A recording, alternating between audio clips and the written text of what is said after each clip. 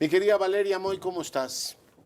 Muy bien, ¿y tú, don Leonardo Curcio? Qué gusto saludarte. Feliz de tenerte conmigo. Además, hay miles de temas. A ver si nos da tiempo de desahogarlo todo. Está el comportamiento del PIB, que hoy dio a conocer, efectivamente, es una estimación oportuna. El INEGI 0.7, la presidenta consideró esto un éxito. Además, también está la relectura que hizo el FMI, aunque es 0.2 para la economía, aquí lo celebramos. Y está por otro lado el dato del ENIC. ¿Por dónde empezamos, Valeria? Pues empecemos por el PIB, que es como lo más cortito, ¿no? Datos positivos para la economía mexicana y de repente me llama la atención porque en efecto sí salió mejor que lo estimado, pero tampoco pensemos que es un gran dato. Claro, todo está en función de las expectativas, Leonardo. Entonces, si esperábamos que la economía creciera muy poquito, pues creció un poco más, creció 1.19% en su comparación anual, que es la que típicamente entendemos más fácil, es el segundo trimestre de este año contra el segundo trimestre del año pasado. Y cuando vemos el mismo dato, el dato comparable de Estados Unidos, este creció 1.99. Ahora, estos datos, que son los primeros, son los preliminares, ya luego tendremos cifras definitivas más adelante, pero hay algo interesante. Todo parece indicar que la conducta de los agentes económicos, dadas estas amenazas de aranceles, pues se distorsionó durante estos meses y entonces probablemente veamos después alta volatilidad. ¿Qué quiero decir con esto? Pues que en este segundo trimestre, a lo mejor, y para saberlo a ciencia cierta tendremos que esperar un poco más, las exportaciones de México, que es producción de México, crecieron muchísimo debido a que en Estados Unidos están tratando de anticiparse a los aranceles, tratando de pues comprar más lo que puedan comprar sin estar sujetos a estos aranceles que entran en teoría el 1 de agosto. Entonces, Prepararse para la tormenta. Uh-huh. estamos viendo conductas extrañas, pero de cualquier manera, tanto el dato de Estados Unidos como el dato de México, y en particular el caso del dato de México, pues fueron mejor que los del primer trimestre y eso pues en este sentido nos da una lucecita, ¿no? De decir, bueno, a lo mejor no termina tan mal el año, incluyendo ese cambio en la perspectiva de crecimiento del Fondo Monetario Internacional, que ya no estima que la economía mexicana va a decrecer menos 0.3, sino que crecerá a lo largo de este 2025 0.2. Ayer, Pasamos del ayer, negativo al positivo. Ayer veía la tabla comparativa y veía que tanto nuestros socios de América del Norte, todos crecerán más que nosotros, las grandes economías de América Latina, todas crecerán más que nosotros y prácticamente todas las de la OCDE van a crecer más que nosotros. Ya no te hablo de los asiáticos, veo que Turquía va a crecer 3%, la India por arriba del 6%, o sea, somos los más bajos en este Y caso, nosotros, aunque y esté echando mejor las tener... campanas al vuelo, ¿no? Sí, está mejor tener 0,2 arriba que -3, pero bueno, en el comparativo somos el burro de la clase, Valeria. Por supuesto, y la verdad es que vamos a seguir siendo el burro de la clase E si no hacemos las cosas que necesita hacer el país, porque hoy por hoy le echamos la responsabilidad o la culpa, o como tú quieras, a la volatilidad que ocasionan los aranceles o las dudas que mete a la relación comercial el presidente de Estados Unidos. Pero si no fuera eso, Leonardo, sería otra cosa. Siempre tenemos una bonita excusa para no lograr mejores crecimientos, ¿no? Como recordarás, cuando rebotamos después de la caída del COVID, una caída impresionante, pues nos decían que era un crecimiento históricamente alto. Eso es, pues claro, pero es Fue el porque estamos rebote. rebotando. Entonces, siempre tenemos una magia narrativa ahí que nos explica las cosas. Por eso a mí te digo, esto de crecer 0.2% al año, pues me parece lamentable, ¿no? Y por supuesto que la economía mexicana no va bien. Ahora, si lo esperaras, si lo compararas con el -0.3, pues estaría peor, Sí, ¿no? siempre podemos Entonces, estar peor. sí, siempre se puede estar peor, pero en efecto, no estamos mejor que nuestros socios, no estamos mejor que nuestros socios comerciales, pero si seguimos sin hacer la tarea, ¿qué quiere decir hacer la tarea? Y esto ya es mucho más complejo, pues vamos a seguir creciendo a esas tasas, ¿eh? O sea, si no dotamos al país de energéticos, si no permitimos dinámicas más sencillas de establecimiento de negocios, si no damos las condiciones elementales de seguridad, si parte importante de los ingresos se tienen que ir a cubrir extorsión, pues simplemente cómo se va a lograr mejores condiciones. Entonces, pero esa tarea nadie quiere hablar de ella y entonces mejor vamos con las narrativas del día a día, ¿no? Del día a día. Oye, tengo aquí la de ingresos, gasto y también el informe de finanzas públicas. Ingreso, gasto, veo que el tamaño de los hogares se reduce y hay un incremento en los ingresos, particularmente en los de menores, en los primeros deciles. Además veo que se reduce el Gini, o sea, la desigualdad en México, ¿cómo se llama? Se reduce. Pero al mismo tiempo veo en el informe de finanzas públicas, Valeria, que tenemos el nivel de endeudamiento más alto del siglo. Y me pregunto si una cosa está relacionada con la otra. Pero bueno, cuéntame, de ingreso-gasto, ¿qué novedades ves? Ingreso-gasto me parece que siempre hay muchísimas cosas interesantísimas de esta encuesta. La que me parece a mí quizás más interesante es aumentó el ingreso en comparación con el de 2022, aumentó 10.6%, estoy hablando ya en términos reales. Es un incremento bien importante, o sea, que se mantenga este incremento en el ingreso es interesante, ¿no? Vamos a ver cómo repercute esto en las mediciones de pobreza. Ya tenemos bastantes indicios de por dónde va a ir la cosa.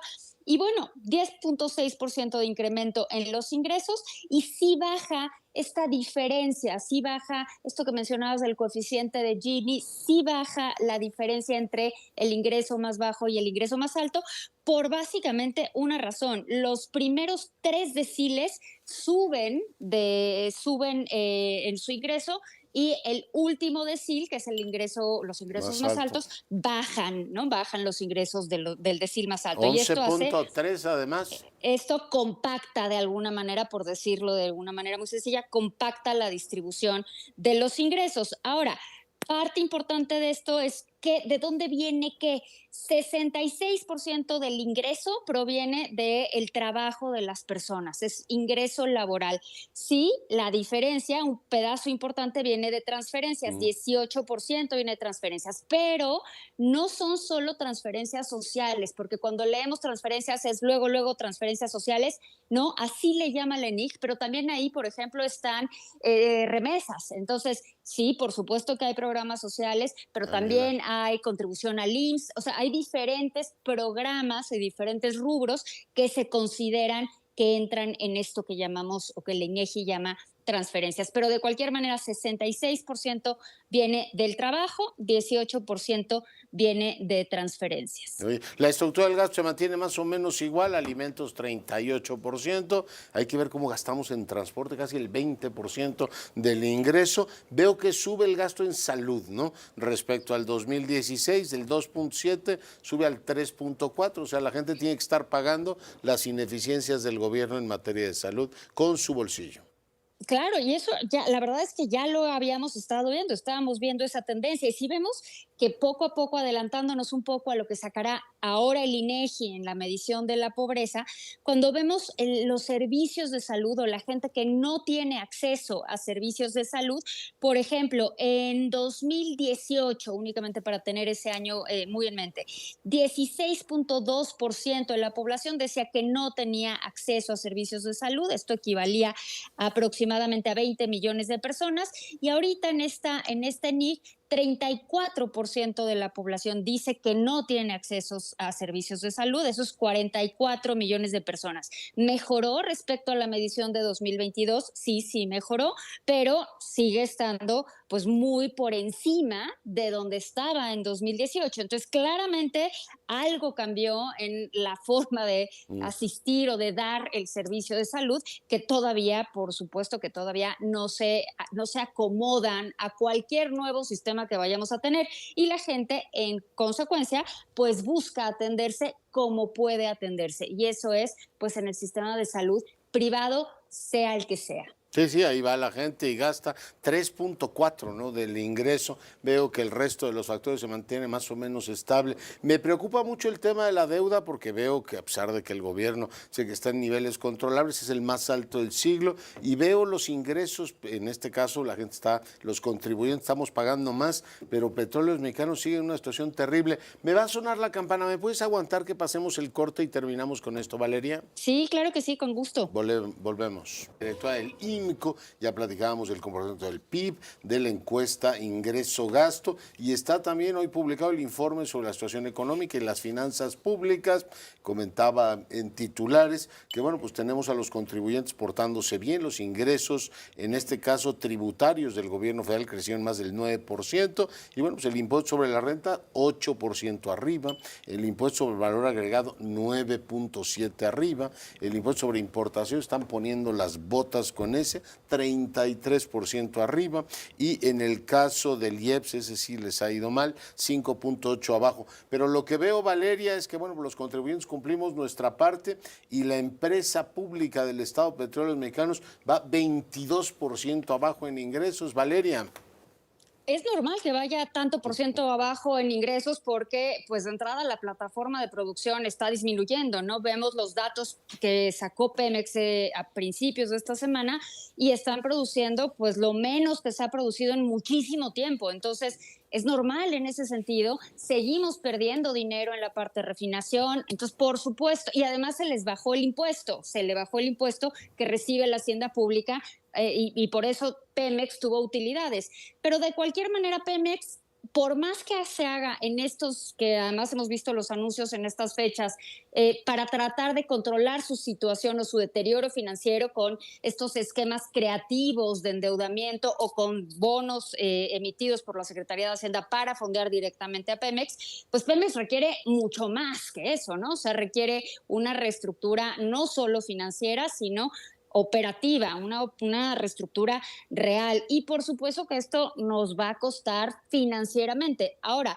lo que hay que analizar de estos datos de finanzas públicas es por dónde se va, o sea, qué es lo que se va a cortar para lograr con un crecimiento mucho menor que el que anticipa la Secretaría de Hacienda, pues no vas a tener el monto de ingresos necesario por más que se recaude bien y por más que tengas ahorita esos brincos, a lo largo del año pues se acaba dando un ajuste y pues eso es lo que va a detener un poco el avance del cierto ritmo que lleva la recaudación. ¿Qué rubro va a ser el que la Secretaría de Hacienda va a tener que cortar? Porque justo han dicho, pues mira, va mejorando el balance, ¿no? Estamos recaudando más. Pues sí, pero lo que se está recortando es básicamente inversión pública. Entonces yo creo que el balance en el tema de finanzas públicas no es solo los números gruesos que se ven hasta arriba, sino pues todo lo que acaba padeciendo no tener estos recursos públicos para poder operar. Sí, oye, porque veo que también CFE, que habían dicho que iba mejor, publicaron que había tenido mejores datos en las últimas fechas, va 5.8 abajo, pero también vemos que el gobierno, decías tú en inversión, es la más baja de los últimos tiempos, le mete un apretón al gasto, ¿no? Veo que trae una caída del 6%, Valeria. Pues sí, es lo que estamos viendo, ¿no? Estamos viendo cambios abruptos ahí, vamos a ver qué sucede con la inversión, porque pues esto va a seguir sufriendo, ¿no? Y la presidenta anunció hoy sus trenes, bueno, ya los estaban presupuestados, pero no sabemos todavía qué va a pasar con esos recursos. Y siempre que las finanzas públicas se ven apretadas, esto no es únicamente ni de esta administración ni de la pasada, esto siempre sucede, pues cuando las finanzas públicas están en un momento delicado, lo que cortas es lo que todavía no existe. Y eso que todavía no existe es básicamente la inversión pública. Y esa, Leonardo, es la tarea que no hacemos. Justo cuando hablamos al principio, cuando iniciamos esta charla, decíamos la tarea que no estamos haciendo. No estamos haciendo la tarea de inversión pública que necesitamos hacer. Y eso con las cifras de deuda que tenemos, porque en efecto estamos con estos incrementos enormes en el endeudamiento, con este monto total de deuda que se está yendo a pagar, por un lado, el servicio financiero de la deuda y por otro lado, pues las pensiones y ahora también las transferencias. Las pensiones por la propia dinámica poblacional del país. No estoy sugiriendo que se quiten las pensiones, no va por ahí, es simplemente por la dinámica poblacional del país, pues este monto se va a ir incrementando cada vez más. 52.6% de la deuda pública. Oye, pues tenemos finalmente mañana, por supuesto, todos nos imaginamos algún escenario, pero ¿tú tienes alguna, digamos, señal de qué podría ocurrir mañana? Tenemos el parámetro de cómo ha negociado Estados Unidos con la Unión Europea, cómo ha negociado con Japón, cómo ha negociado con Reino Unido. Ahora vemos el golpetazo que le metió a la India y a Brasil. ¿Tienes alguna hipótesis de qué puede ocurrir mañana, Valeria? con Ay, nosotros? yo lo que vi con Japón, lo que vi con la Unión Europea, esta creación de estos fondos de inversión gigantescos, donde además, en el caso particular del fondo de Japón, yo no sé si esto, de verdad, no sé si esto vaya a suceder, Leonardo, a mí me parece increíble que se vaya a poner un fondo de la magnitud anunciada de 550 mil millones de dólares, en el que además el presidente de Estados Unidos va a decidir en qué se van a usar, ¿no? O sea, eso a mí me parece algo nunca antes visto. Obligar o de alguna manera forzarle la mano a la Unión Europea para que tenga un fondo similar o un incremento en la inversión de 600 mil 750,000, sí. millones de dólares es impresionante. Evidentemente México no está en esa posición y pues vamos a ver qué se está negociando, ¿no? Hay buenas señales por ahí, ¿no? De que lo que está en el Tratado de Libre Comercio, en el TEMEC, se va a mantener en el TEMEC y que los aranceles van a aplicar ya sea del 30 o el arancel que sea. Hay que recordar que ahorita es 25%, se va a mantener así para los que no están cumpliendo las reglas del Paraguas TEMEC. Temec. Ujú. Eso podría ser una buena noticia, o sea, no es en términos absolutos una buena noticia, pero en términos relativos es una buena noticia, ¿no? Sí. Porque si nos pone un arancel parejo para todos los bienes, es pésima señal en términos pues de TEMEC, porque ya de hecho, pues entonces el TEMEC ya no estaría funcionando, ¿no? Pues así estamos. Valeria, un placer tenerte con nosotros. Un placer el mío. Hasta luego, Leonardo. Adiós, Valeria Moy, la directora del IMCO, y para fortuna no está platicando con usted.